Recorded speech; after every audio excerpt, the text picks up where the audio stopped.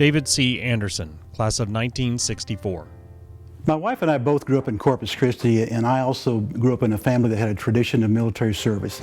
My father and most of my uncles served in World War II, and I recall a number of occasions growing up at family reunions and gatherings and so forth that they would occasionally talk about their service, and they talk about the unit and what they were there to accomplish. And I can tell even at a young age how proud they were of their service. And quite frankly, I became very proud of them for what they had accomplished. And so it only seemed natural for me over the years that I would also sort of follow in their footsteps. And maybe there was some early pointing me towards Texas A&M because of that family experience, but I kind of knew that I was going to serve active duty in the Army at some point in time after college, and I also knew that I wanted to be an officer.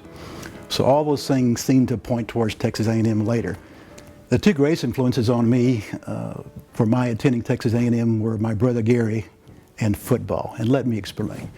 First of all, Gary and I were very close growing up. We were only separated by 16 months by age. We were 2 years separated by class. And as a younger brother, I was always a tag-along brother, and Gary was not only my best friend, but also was a great role model to me, and he always set the bar very high. Well, during Gary's senior year, he and one of his best friends decided to attend Texas A&M. So I got to hear all about their excitement, why they wanted to go, why they wanted to be in the Corps of Cadets, and then, of course, during their first 2 years, while I was still back in Corpus Christi, I got to visit the campus on a few occasions, went to a couple of football games, saw the Corps march in, went to a couple of final reviews, and quite honestly, I got excited as well. It seemed like something natural for me to want to go to Texas A&M. So I began to have that desire, even going back to my junior year in high school, that this is probably where I wanted to go. David Anderson received an athletic scholarship to attend Texas A&M and was a member of the Fish football team. As a cadet, he was a member of A Athletics, Company G1, a Ross volunteer, the 1st Brigade commander and president of the senior class. After graduating with a degree in aerospace engineering, Anderson went on to serve 2 years on active duty with the United States Army. Since 2003, Anderson has been the chief executive officer of Anderson Partners, a firm he formed which provides senior-level executive search and related management consulting services. Anderson is the current chairman of the President's Board of Visitors for the Corps of Cadets and has served on the Development Council for the George Bush School of Government and Public Service. He is a member of the A&M Legacy Society and the Chancellor's Century Council. He and his wife Linda have established Sul Ross and General Rudder Corps scholarships. My freshman year at Texas A&M seems to me today just a blur.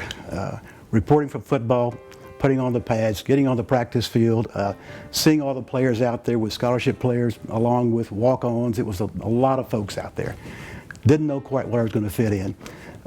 It was very competitive. Within 2 or 3 weeks, at least a third of those were gone. So there were a lot of challenges associated with me trying to accomplish that goal. I learned some tough lessons then. First of all, one of the things I had to learn, because of the time constraints that I had to learn time management. I had signed up for a curriculum where I would graduate with an engineering degree in 4 years. I knew I couldn't make a mistake.